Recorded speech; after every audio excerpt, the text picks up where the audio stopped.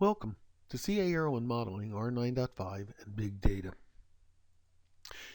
In this video, we're going to explore how ERwin Modeling r9.5 introduces big data integration capabilities.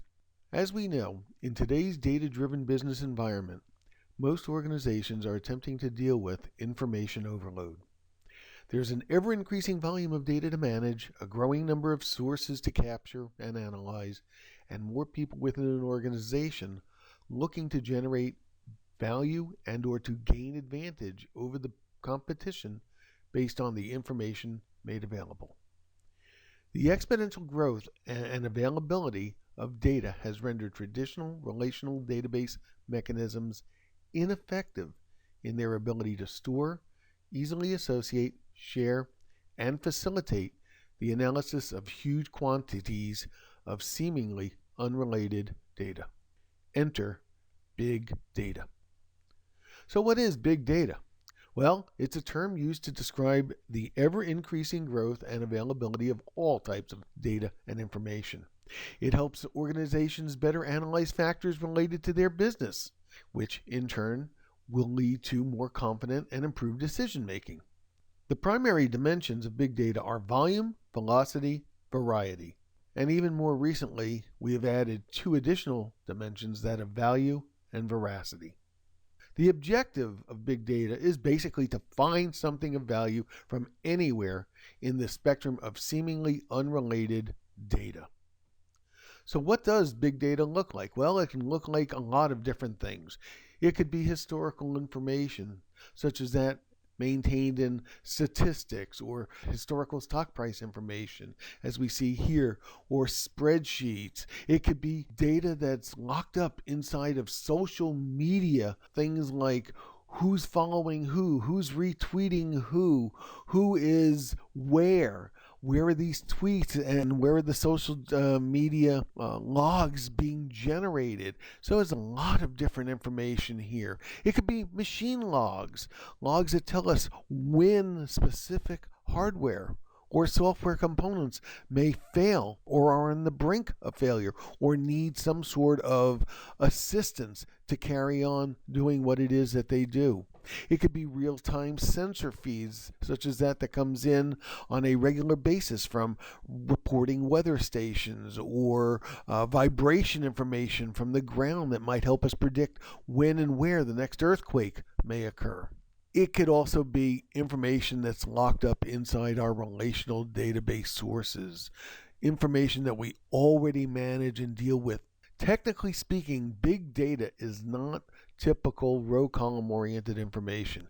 It is definitely not stored in traditional relational databases, nor is it constrained to analysis using traditional or commonplace methodologies.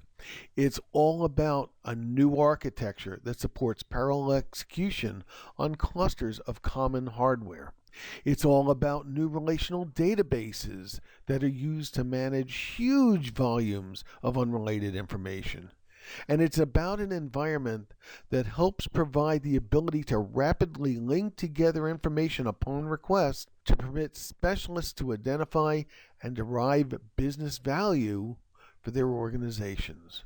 Talking about those specialists, who are they?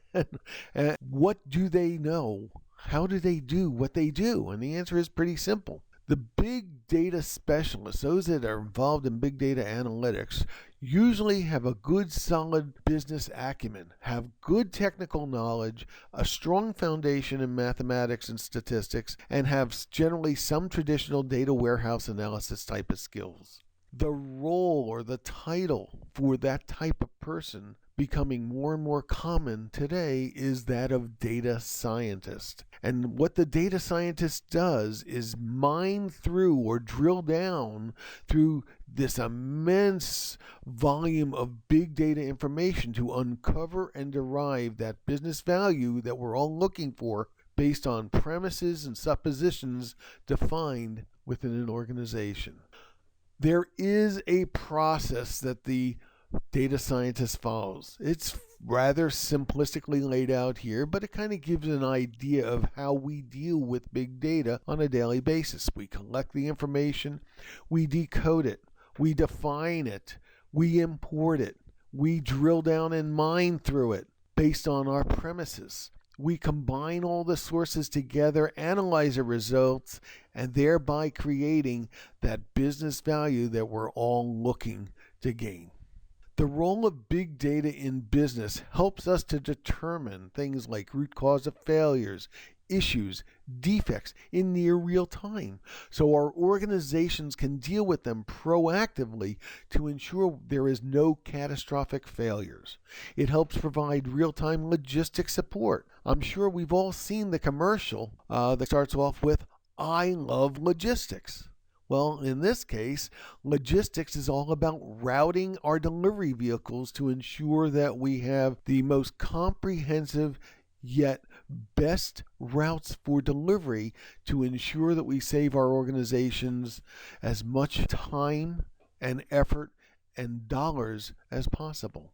It helps in the analysis of available sales data so that we can better identify sales trends. We can identify what we need to do to ensure that our sales continue even through dry spells, or perhaps what we can do to better offer our customers the type of services that they are looking for. It helps us facilitate spontaneous customer purchases from a customer or prospect that may not necessarily be ready just yet to make that purchase, and to generate revenue by quickly targeting new qualified customers.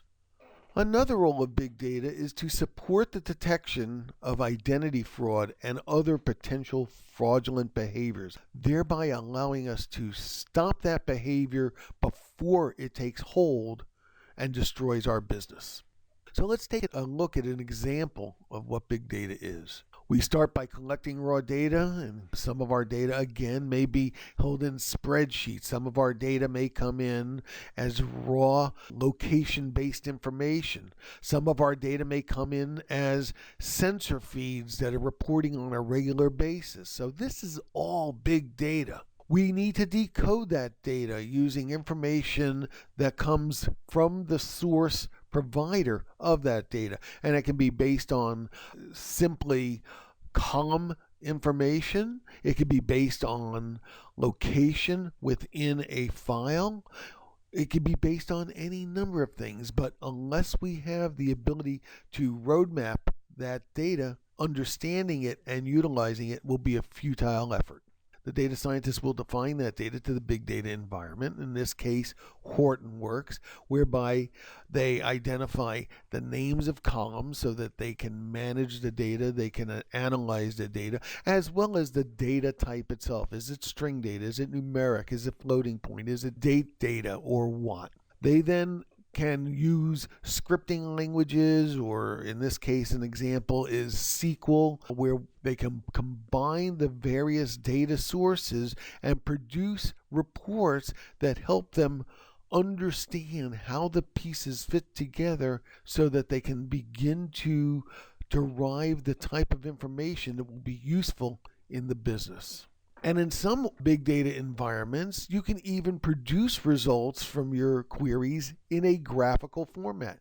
Generally, there is more than one type of graph, but it becomes very easy looking at the results graphically to see the high spikes that would identify the type of information you're looking for versus the lower spikes, which is basically the type of information that may not be as useful. And then again, conversely, it might even be more useful to understand why the spikes themselves are so low in certain instances. So after all of this is done, what does come next? And the answer is, well, we create some additional business value by importing the big data into our ERwin data modeler environment using our metadata import bridges.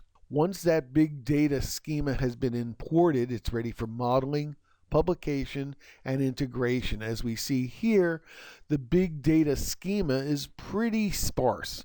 There are no primary keys, there are no relationships, and certainly the names of our columns, traditionally speaking, are not business-oriented names. But we can fix that with our modeling inside of ERwin Data Modeler. We can define all of that, and starting with the decoded information, or the information that we can decode based on the roadmap of the big data sources, we can then look at our information as a more logical schema that we're generally more accustomed to working with business terms as our attribute names, so that people within the organization can understand what this big data metadata is and begin to work with it.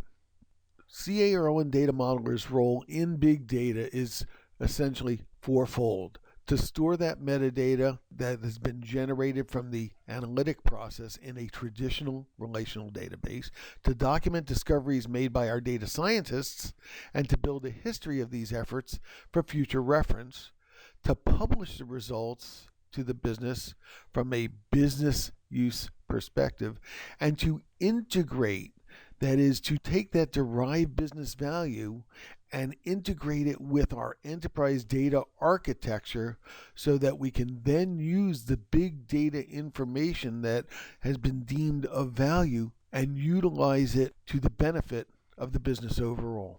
So in summary, big data offers organizations a new capability to flexibly analyze large volumes of data from that variety of sources we talked about a couple of moments ago, and to discover new information and use patterns. It also provides exciting opportunities to address new business requirements as well as to better satisfy existing ones.